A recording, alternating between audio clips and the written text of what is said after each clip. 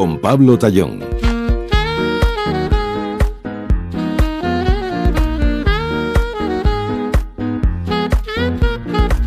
Juliana, buenas noches. Muy buenas noches. Oye, tú nos recuerdas que política interior y política exterior van de la mano y vamos a comprobarlo hoy con algunos ejemplos. Si te parece, empezamos por el caso concreto de las relaciones entre España y Marruecos. ¿Cómo podrían cambiar si Feijóo llegara a la Moncloa? Claro, este 2025 ha sido el año del 50 aniversario de la Marcha Verde, decenas de miles de marroquíes que marcharon hacia el Sáhara Occidental cuando era todavía colonia española. Pero es que hace 3 años, Enric, eso fue muy sorpresivo. Hace 3 años Pedro Sánchez cambió la postura de nuestro país sobre el Sáhara Occidental, aceptó el plan marroquí para que esa tierra se convierta en una región autónoma dentro del país. ¿En Marruecos están pendientes de las hipotéticas no porque vendrán, pero de las futuras elecciones en España? Hay varias preguntas y la primera respuesta sería que en Marruecos están muy atentos a lo que ocurre, atentísimos. Y además creo que suelen tener bastante buena información. Escuchan la cadena SER en Marruecos. Escuchan la cadena SER y tienen acceso seguramente a informaciones que a veces ni siquiera los periodistas quizás tenemos información. ¿Servicios secretos? Sí, tienen una buena red de información en España. La relación de España y Marruecos es compleja, lo ha sido siempre. Marruecos de alguna manera forma parte de la historia de España desde hace muchísimos años. En el supuesto de que hubiese un cambio en la Moncloa después de unas elecciones generales, que todavía no sabemos en qué momento se celebrarán, mi impresión es que habría una continuidad en lo fundamental en la política española respecto a Marruecos, quizá con alguna ondulación retórica, pero en lo fundamental una continuidad en el realismo. Digamos, lo que hizo Pedro Sánchez hace 3 años fue un viraje al realismo. El realismo en el sentido de que se entiende en la política exterior, es decir, las cosas están así. ¿Qué había pasado? ¿Qué había pasado exactamente? La crisis que hay con Marruecos en 2021. Sí. Llegaron miles de personas. Lo que más alarma al gobierno no es solo el hecho de que Marruecos, para presionar, para ofender a España, digamos, deja circular un número muy grande de personas, sobre todo jóvenes, adolescentes, les dejan cruzar la frontera con Ceuta. Lo que más alarmó al gobierno de Pedro Sánchez y que habría alarmado a cualquier otro gobierno es que Estados Unidos se puso de perfil. Y estamos hablando del Estados Unidos de Joe Biden, de los demócratas. No era el de Trump. No eran los que hay ahora, era otra cosa. Se pusieron de perfil. Y el cambio de la política exterior española en relación a la cuestión del Sáhara, aceptando la premisa marroquí de regionalizar el Sáhara, se hace pensando también en Estados Unidos, porque es lo que quería Estados Unidos.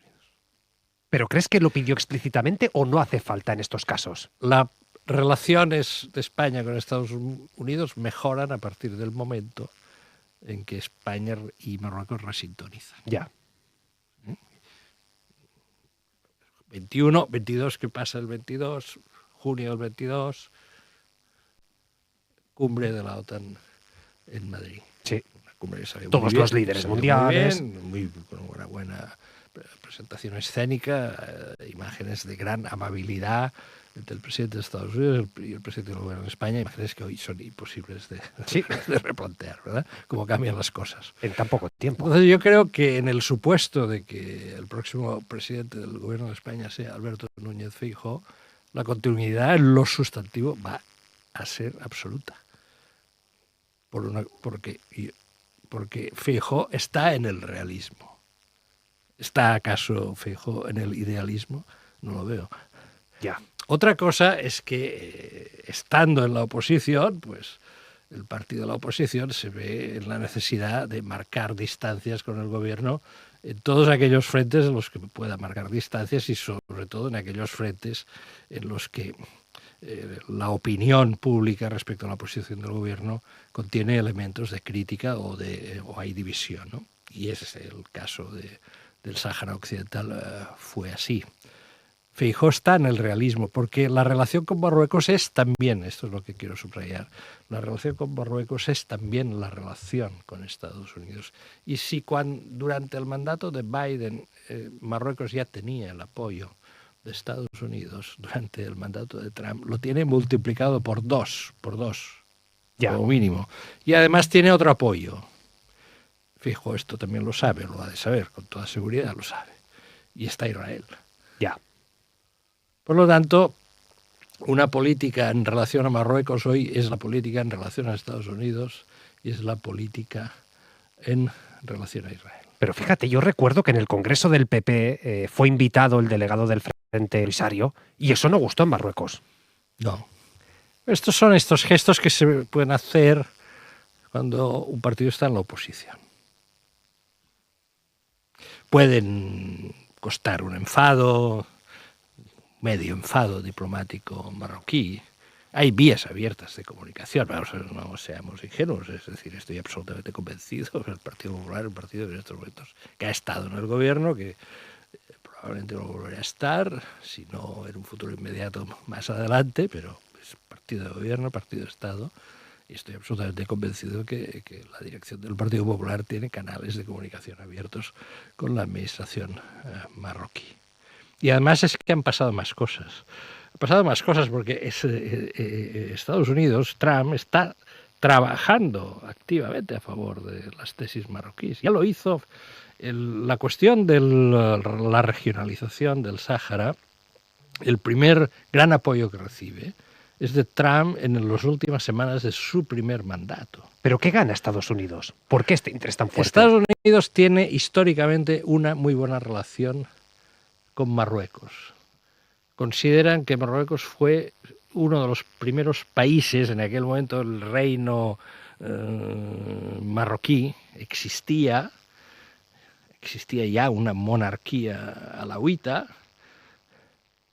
que reconoció a Estados Unidos. Fue el primer gobierno. Ellos o sea, viene de lejos. Sí, viene desde el inicio de la independencia de Estados Unidos. Casi nada. Pero no solo son motivos de carácter histórico romántico. En su momento, el Magreb quedó con un país importante, como es Marruecos, en el Atlántico, con una relación intensa con Estados Unidos. Sí.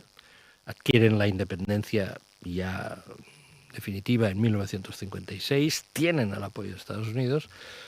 Argelia, cuando consigue la independencia, queda bajo la influencia soviética. Uh-huh. Y en Libia emerge un coronel que se llama Gaddafi, uh-huh, que está un poco también en esa órbita, quizá de una manera menos explícita o de una manera un poco más peculiar que Argelia. Es decir, en el norte de África también se disputa la Guerra Fría.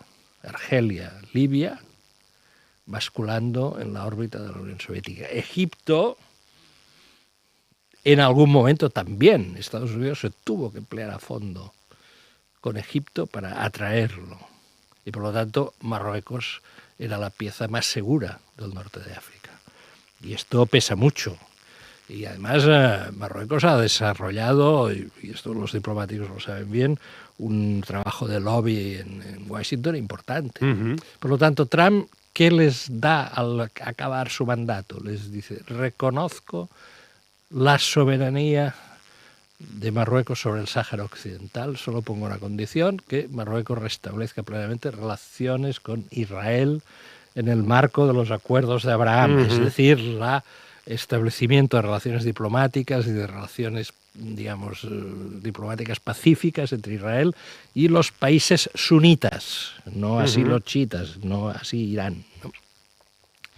El objetivo, la reconciliación histórica entre Israel y la Arabia Saudita, la formación de un verdadero emporio a partir de esa alianza en Oriente Medio. Este es el objetivo.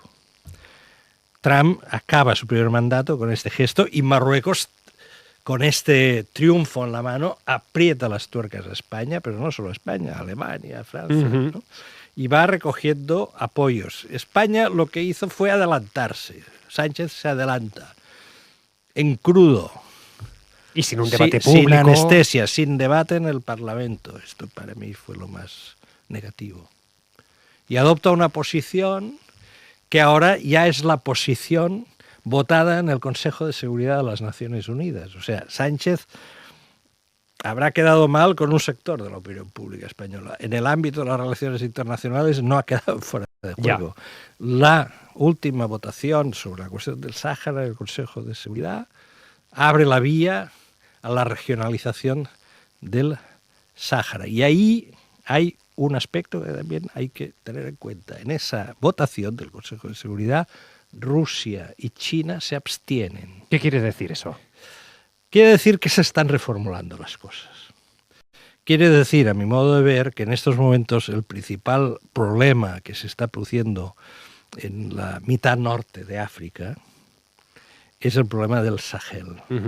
Sahel, la gran franja desértica que va del Mar Rojo al Atlántico, que acaba en la parte occidental con el Sáhara Occidental, precisamente. Los grupos yihadistas están intentando tomar el poder en diversos países que se hallan en dificultades objetivas por el clima, por su historia, por la fragilidad de los estados nacionales. Esto ocurre en Mali, ocurre en la República Centroafricana, ocurre en otros países. Mali, hace unas semanas se hablaba de la posibilidad de que los yihadistas tomasen el poder. Francia ha abandonado esa zona, ya no podía sostener su presencia militar allí. Esto es muy importante. En su lugar están los mercenarios rusos, pero que tampoco creamos que tienen la situación controlada.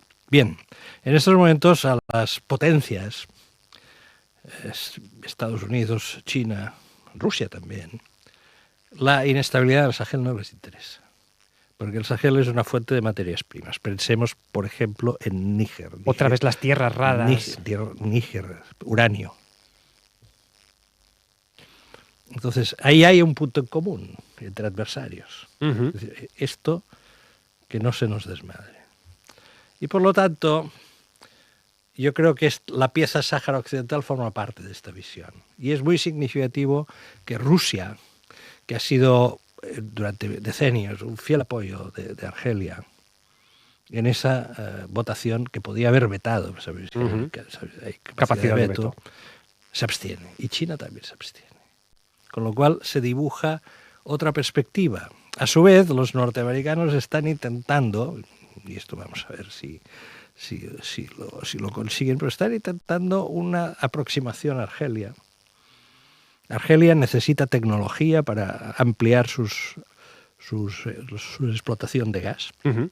Es un país que podría vender más gas al exterior, pero que no puede porque la mitad del gas lo destina al mercado interior, subvencionado, y no puede producir más porque necesita tecnología para mejorar la explotación de sus yacimientos, sobre todo los que están más al sur del país, es decir, los llanos al Sahel. Estados Unidos estaría ofreciendo tecnología y acuerdos para llevar a cabo estas nuevas explotaciones a cambio de una modulación de la posición argelina. La geopolítica a veces es dinero o casi siempre. Y Trump quisiera esto en su momento, si lo consiguiese, presentarlo como otro de sus triunfos internacionales. Un día Trump nos podría decir, fijaos lo bien que lo hago, que hasta he conseguido incluso pacificar la relación entre Marruecos y Argelia.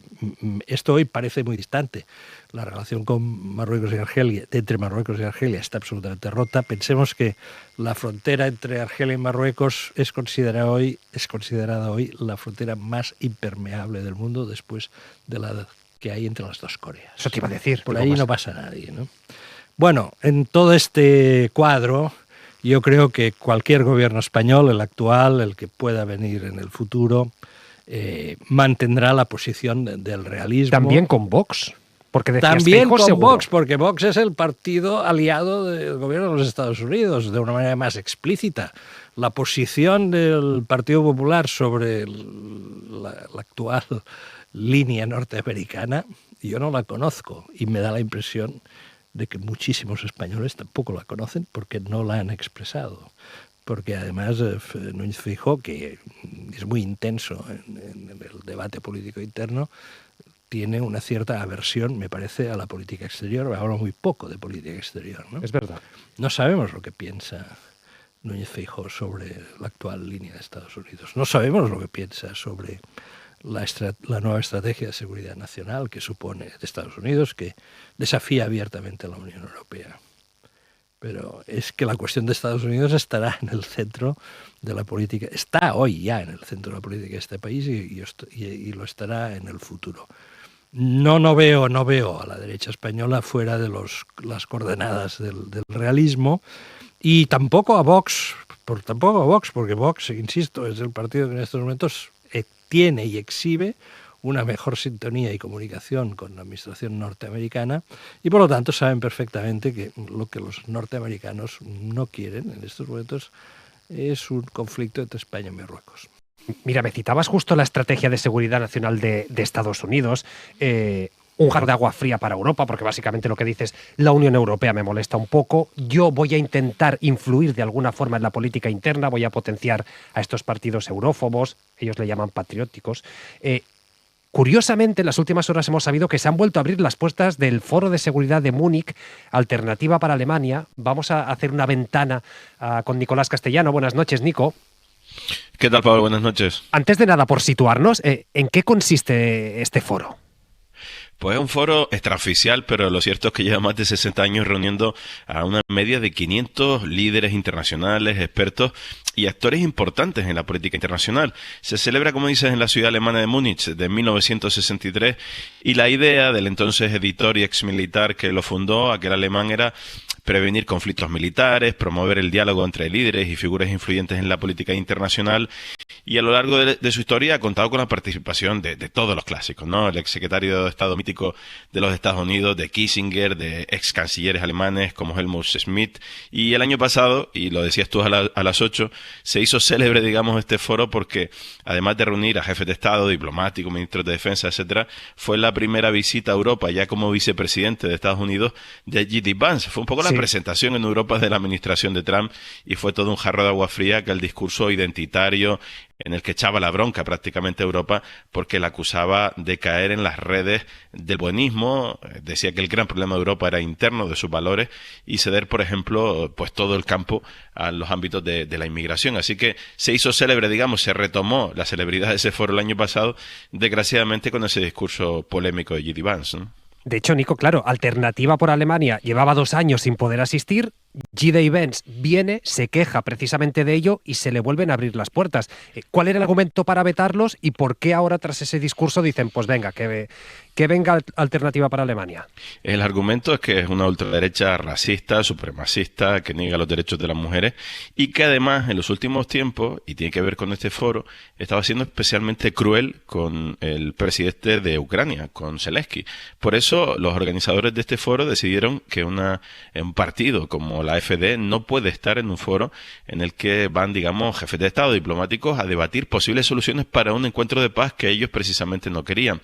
Pero ahora ha cambiado esas tornas y de repente, sobre todo después del discurso de J.D. Vance y de las presiones de Estados Unidos para que se le sumara, digamos, a este foro, ahora sí ha sido admitido, y fíjate en las críticas de la CSU.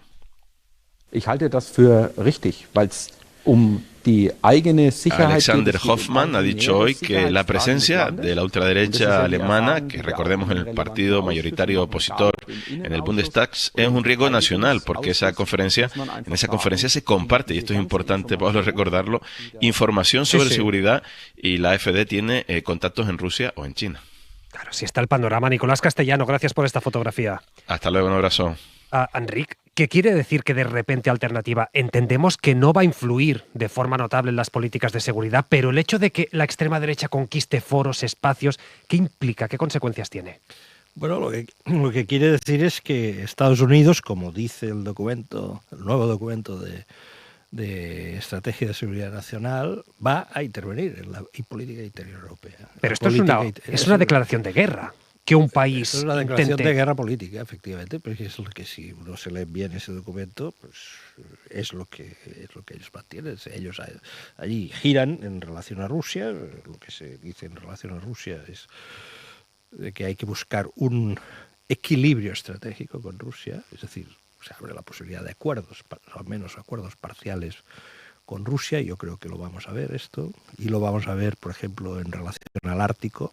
esto lo veremos. ¿Sí? Sí, estoy bastante convencido. Y luego plantear, o sea, el adversario principal de Estados Unidos es China y el siguiente es la Unión Europea. La Unión Europea, ¿por qué? Bueno, pues que la Unión Europea está entorpeciendo la relación.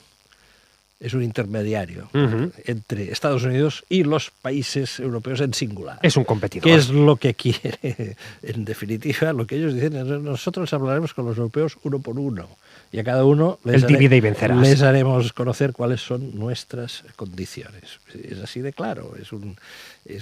Se rompen 80 años de vida política. Se rompen 80 años de vida política. Esto es una cosa muy seria, muy gorda, de una dimensión, yo creo, descomunal. Y, evidentemente, la derivada de este planteamiento, es decir, y además vamos a favorecer a aquellos que consideramos que defienden nuestras posiciones en Europa. ¿Quiénes son?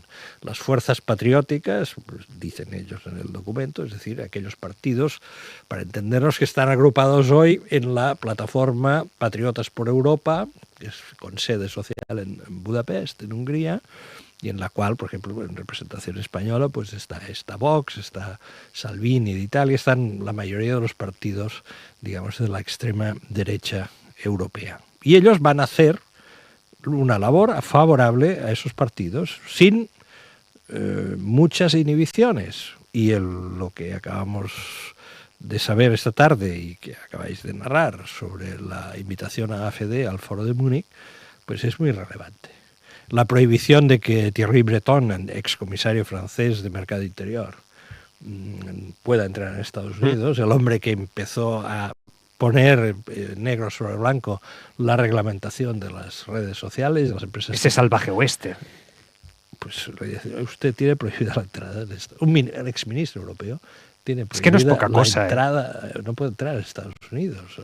En la Guerra Fría los únicos que no podían entrar en Estados Unidos eran los dirigentes comunistas. El argumento es por coartar la libertad de los ciudadanos de Estados Unidos. O sea, ha cambiado. Lo vemos claramente, lo estamos viendo a diario.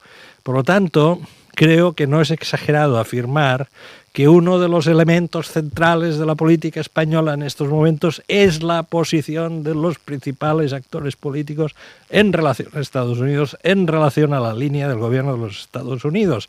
Y sobre este asunto no hay en estos momentos suficiente claridad. Estamos discutiendo mucho de una serie de cosas, de una serie de temas que sin duda alguna son muy interesantes, que apasionan mucho en las redes sociales, que apasionan a los medios de comunicación, y en cambio hay una gran zona de sombra sobre esta cuestión, de la que se habla poco, de la que se discute poco, de la que se pasa de puntillas, y sobre la cual tema sobre el cual algunos partidos españoles todavía no han dicho lo que piensan. Lo que pasa es que estamos habrá que saberlo. Claro. Porque si vienen elecciones, estas cosas hay que saberlas antes de ir a elecciones, ¿verdad? Claro, ahí quería ir. Claro, estamos en un momento en el que percibimos un gobierno con una debilidad parlamentaria evidente.